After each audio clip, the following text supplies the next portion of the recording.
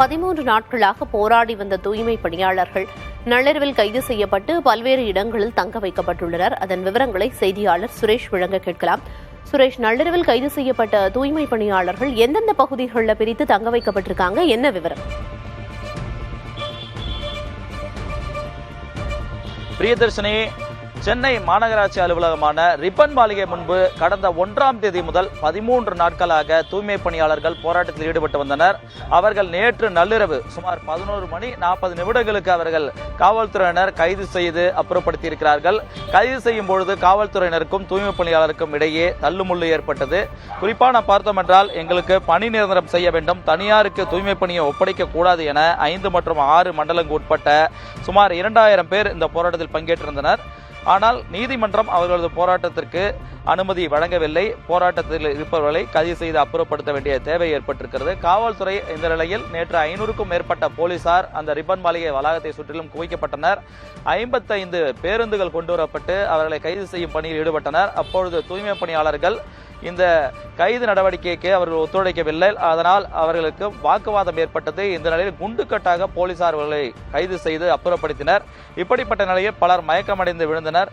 மேலும் இந்த சம்பவத்தில் பலரும் பாதிக்கப்பட்டதாக தெரிவிக்கிறார்கள். இப்படிப்பட்ட நிலையில்தான் கைது செய்யப்பட்டவர்கள் சென்னையின் பல்வேறு இடங்களில் அவர்கள் அடைத்து வைக்கப்பட்டிருக்காங்க. நான் பார்த்து கொண்டிருக்கூடிய இந்த இடம் என்பது சென்னை வேளச்சேரியில் இருக்கக்கூடிய கிருஷ்ணா தெருவுக்கு உட்பட்ட ஒரு தனியார் மண்டபத்தில் தற்போது தூய்மை பணியாளர்கள் நள்ளிரவு நேரத்தில் கொண்டு வரப்பட்டார்கள். வட சென்னை பகுதி, குறிப்பாக ரிப்பன் மாளிகை அமைந்திருக்கக்கூடிய பகுதியில் போராட்டத்தில் ஈடுபட்டவர்கள் தென் சென்னை பகுதிக்கு உட்பட்ட வேளச்சேரியில் கொண்டு வந்து வைத்திருக்கிறார்கள். இங்கு 135 பேர் இருப்பதாக காவல்துறை தரப்பில் தகவலாக தெரிவிக்கப்படுகிறது. இருந்தாலும் மொத்தமாக எவ்வளவு பேர் கைது செய்யப்பட்டார்கள், எங்கெங்கு அடைத்து வைக்கப்பட்டிருக்கிறார்கள் என்பது குறித்த முழு விவரம் இன்னும் வெளியிடப்படவில்லை. இருந்தாலும் இங்க இருக்கக்கூடிய வேளச்சேரியில் இன்னும் ஒரு இடத்தில், அதாவது மாநகராட்சியினுடைய சமுதாய நலக்கூடத்தில் இன்னொரு இடத்திலும் அடைத்து வைக்கப்பட்டிருக்கிறார்கள்.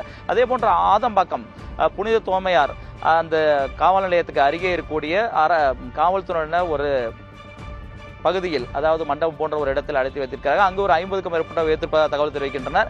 இதுபோன்று மடுவாங்கரை உள்ளிட்ட 10க்கும் மேற்பட்ட இடங்களில் பிரித்து இவர்களை காவல்துறையினர் அடைத்து வைத்திருக்கிறார்கள். தற்போது வரையில் அவர்கள் விடுவிக்கப்படவில்லை. சுமார் 11:45 12 மணி நள்ளிரவில் கைது செய்யப்பட்டவர்கள் தற்போது வரை அவர்கள் இந்த மண்டபங்களை அடைத்து வைக்கப்பட்டிருக்கிறார்கள். மண்டபங்களை சுற்றிலும் காவல்துறை பாதுகாப்பு அதிகரிக்கப்பட்டிருக்கிறது. மேலும் 100க்கும் மேற்பட்ட போலீசார் அங்கு உள்ளே இருக்கக்கூடிய தூய்மை பணியாளர்கள் வெளியே சென்று விடாமல் இருப்பதற்கான பாதுகாப்பு பணியில் ஈடுபட்டுக் கொண்டிருக்கிறார்கள். நாம் பார்த்துக் கொண்டிருக்கிறோம். ஒளிப்பதிவு கிருஷ்ணா காட்டக்கூடிய காட்சிகளில் தெரியும், அதிக அளவு போலீசார் குவிக்கப்பட்டிருக்கிறார்கள். இது மட்டும் அல்லாமல் எங்கெங்கெல்லாம் தூய்மை பணியாளர்கள் வைக்கப்பட்டிருக்கிறார்களோ அந்த இடங்கள் அனைத்து மண்டபங்களை சுற்றிலும் போலீஸ் தீவிர கண்காணிப்பில் ஈடுபட்டுக் கொண்டிருக்கிறார்கள். இது மட்டுமல்லாமல் தூய்மை பணியாளருக்கு ஆதரவாக வேறு எங்காவது போராட்டங்கள் நடந்து விடுமோ என்ற கோணத்திலும் காவல்துறையினர் முக்கிய இடங்களை சுற்றிலும் பாதுகாப்பு ஏற்பாடுகள் செய்திருக்கிறார்கள்.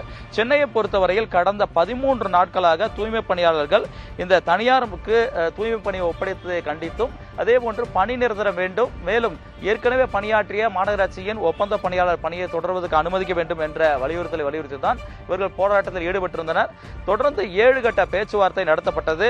அதில் அமைச்சர்கள் KN நேரு, அதேபோல் சேகர்பாபு உள்ளிட்டோர் பேச்சுவார்த்தையில் ஈடுபட்டனர்.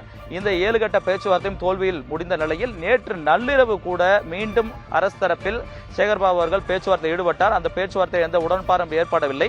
இந்த நிலையில் தான் காவல்துறையினர் கைது நடவடிக்கை ஈடுபட்டிருக்கிறார்கள். குறிப்பாக நாளைய தினம் ஆகஸ்ட் 15 சுதந்திர தினம் கொண்டாடப்பட வேண்டிய வேளையில் இவர்கள் எல்லாம் நேற்றைய தினம் தங்கள் கைகளில் தேசிய கொடி ஏந்தியவாறு தங்களுடைய கோரிக்கை வலியுறுத்தி தூய்மை பணியாளர்கள் போராட்டத்தை மேற்கொண்டனர்.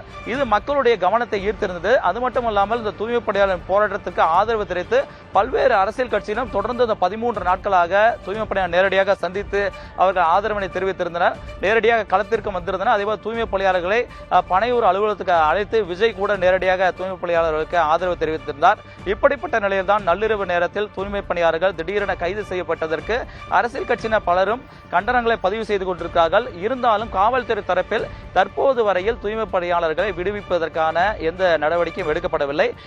இது குறித்து போலீசாரிடம் விசாரித்த போது உயர் அதிகாரிகளிடமிருந்து இதுவரை எந்தவித உத்தரவும் வரவில்லை. ஆகவே தூய்மை பணியாளருக்கு தேவையான வசதிகளை செய்து கொடுத்திருப்பதாக தெரிவிக்கிறார்கள். அதே போன்று காலை உணவு வழங்கப்பட்டிருப்பதாக தெரிவிக்கிறார்கள். இருந்தாலும் இது மதியம் வரை அவர்கள் அழைத்து வைக்கப்படுவார்களா அல்லது நாளை வரை இவர்கள் இப்படியே இருப்பார்களா என தெரியவில்லை.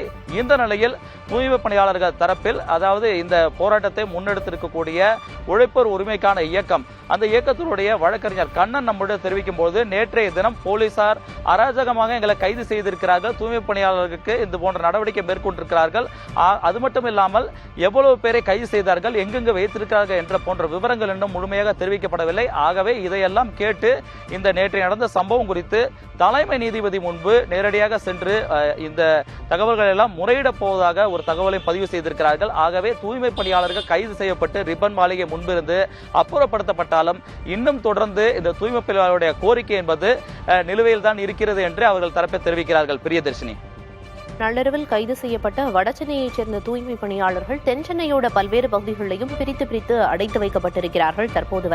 தற்போதைய விவரங்களை களத்திலிருந்து வழங்கியதற்கு நன்றி சுரேஷ்.